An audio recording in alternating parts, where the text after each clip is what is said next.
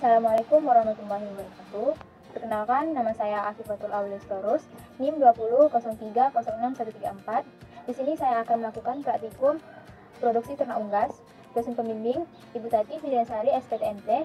Di sini saya akan menggunakan ayam kampung jantan, yaitu Galus-Galus domestik.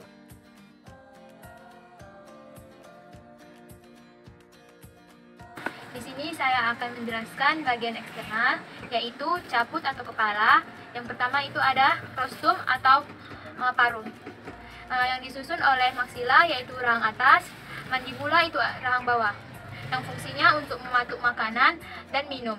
Yang kedua itu ada nares enteres, yaitu hidung, fungsinya untuk indera penciuman. Yang ketiga itu ada cera, yaitu jengger, fungsinya untuk menarik lawan jenis. Yang keempat ada organon visus, yaitu mata, fungsinya itu untuk indera penglihatan. Yang terakhir ada porus aborticus externus, yaitu telinga, fungsinya untuk indera pendengar. Kemudian ada cervix, yaitu leher, fungsinya menghubungkan antara kepala atau caput dengan bagian badan, yaitu rostum. Di bagian badan atau truncus terdapat ekstremitas anterior, yaitu sayap, fungsinya untuk keseimbangan turun atau bergerak atau meloncat.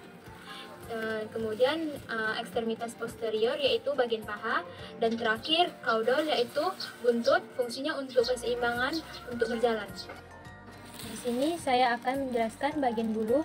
Yang pertama itu ada flumae, yaitu bulu dari sayap dan ekor.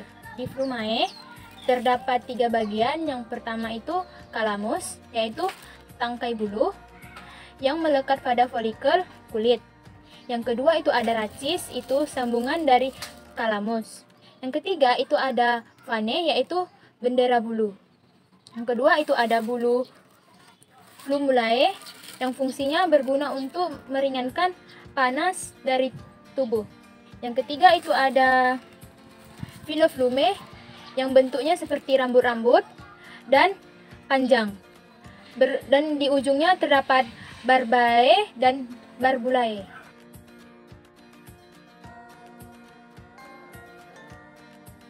Sini saya akan menjelaskan sistem digestoria. Yang pertama itu ada rostum atau mulut.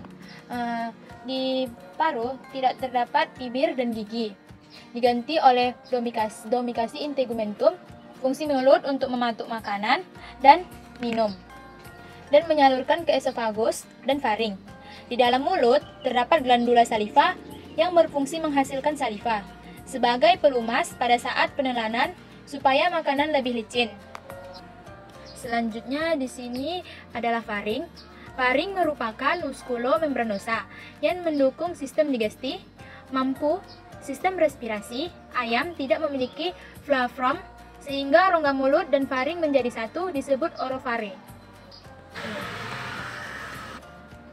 Selanjutnya di sini adalah esofagus.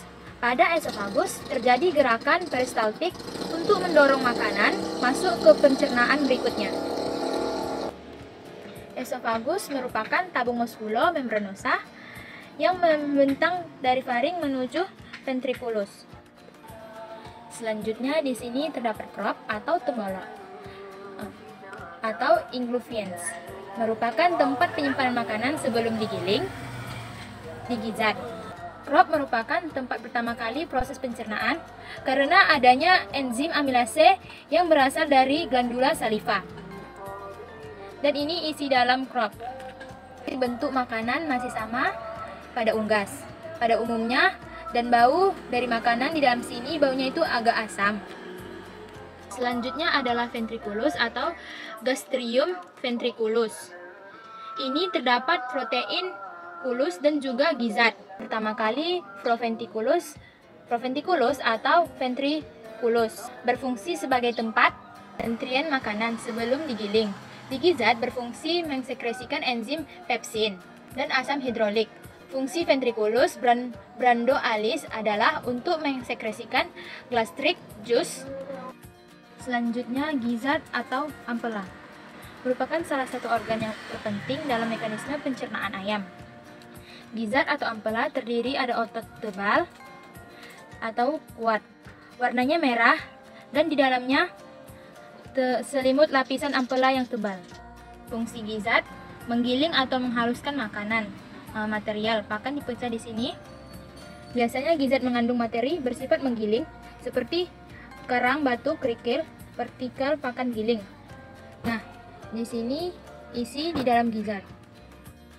Setelah di gizzard biasanya ada intestinum atau usus. Intestinum terbagi menjadi dua, yaitu intestinum crassum dan intestinum tenue, yaitu usus halus. Intestinum tenue itu terbagi menjadi tiga. Yang pertama itu duodenum, jejunum, dan ileum. Duodenum terbentuk seperti U dan di tengahnya ada pankreas. Duodenum tidak memiliki glandula Brunei-Sem. Seperti pada manusia, duodenum bersifat asam karena adanya sekresi getah empedu. Selanjutnya di sini ada jejunum. Jejunum dari sini sampai ke sini. Makanan pada jejunum ini sudah lebih halus dan warnanya agak kecoklatan. Selanjutnya itu makanan yang di sini warnanya mulai membau. Selanjutnya pada ileum. Di ileum makanan sudah mengkering atau kekurangan air atau sudah mulai agak kering. Selain itu baunya juga sudah mulai membau.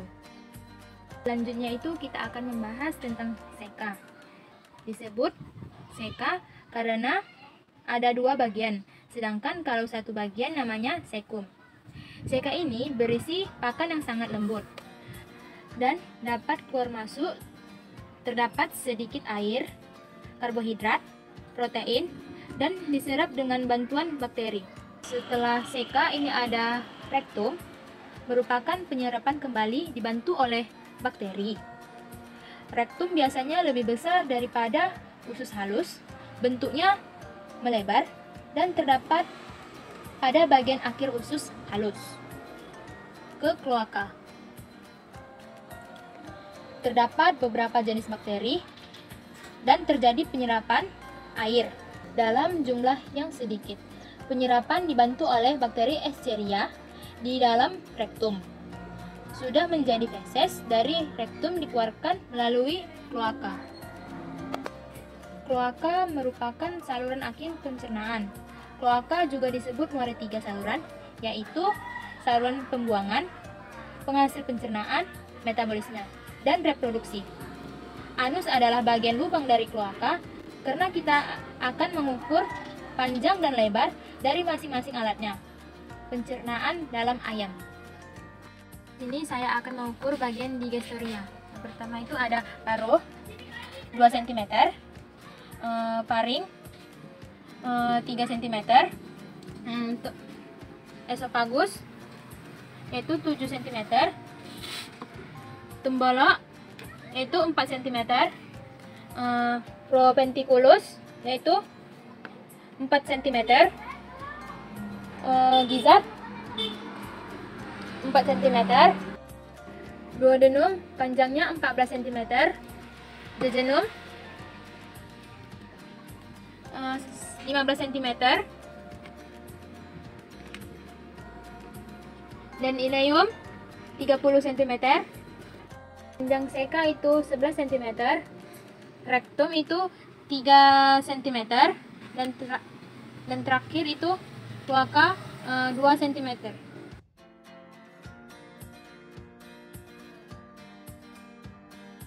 Di sini saya akan menjelaskan bagian pernapasan. Yang pertama itu ada nares externus, yaitu hidung, fungsinya untuk indera penciuman. Dan di dalamnya itu terdapat nares internus, berfungsi sebagai jalan masuknya udara selama inspirasi. Dan di dalamnya juga terdapat cavum oris. Dan juga terdapat glotis yang terdiri dari epiglotis dan prima glotis. Dan selanjutnya itu ada laring, berfungsi untuk menyalurkan dan masuknya benda asing ke dalam laring. Selanjutnya itu ada trakea, berfungsi sebagai untuk menghalau masuknya benda asing ke dalam laring dan dapat juga sebagai mengatur suara.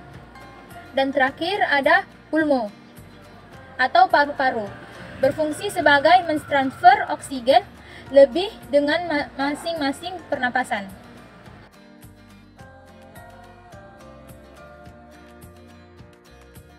saya akan menjelaskan bagian urogental pada bagian traktus urinaria.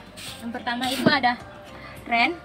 Ren adalah organ yang bertanggung jawab untuk ekskresi berbagai sisa metabolisme tubuh dan mampu mengatur homeostatis.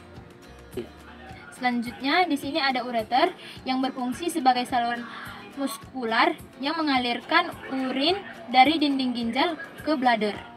Dan terakhir di sini ada kloaka, adalah tempat yang akhir keluarnya urin tersebut.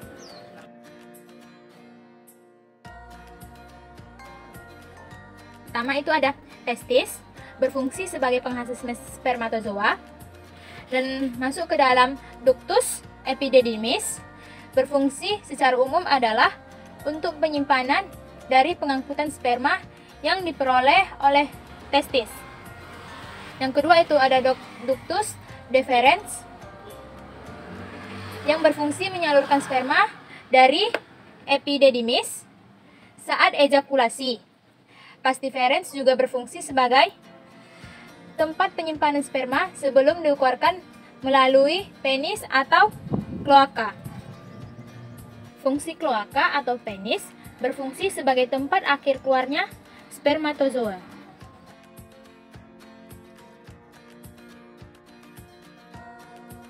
Sini saya akan menjelaskan organ tambahan. Yang pertama itu ada pankreas. Pankreas terletak di antara duodenum dan fungsinya sebagai kelenjar endokrin dan eksokrin.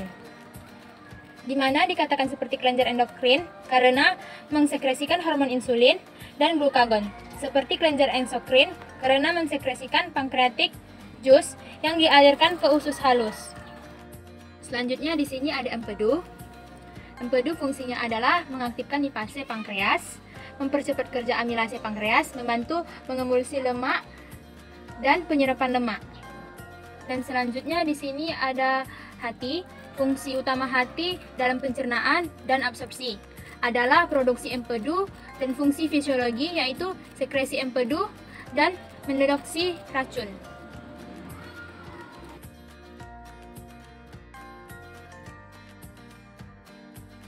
Ini saya akan menjelaskan bagian otak. Yang pertama itu ada cerebrum atau otak besar yang terdiri dari dua belahan otak dan relatif kecil di sebagian besar pada ayam, yang menunjukkan tidak sensitif terhadap bau, penciuman yang berkembang dengan otak, yaitu hemisfer cerebral.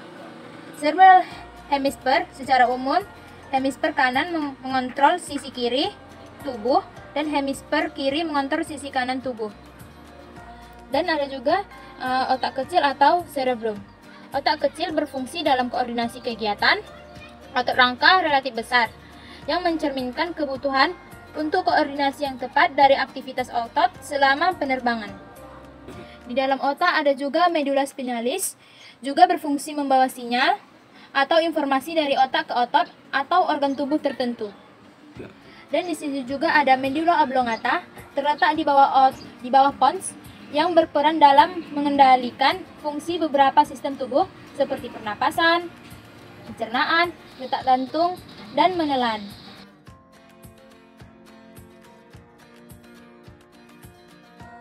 Saya akan menjelaskan bagian jantung atau core. Yang pertama itu ada atrium sinister dan dexter, dindingnya tipis, dan ada juga ventricle sinister dan dexter, dindingnya tebal. Di dalam atrium kanan ada juga vena cava superior sinister dan dexter, dan ada juga vena cava inferior.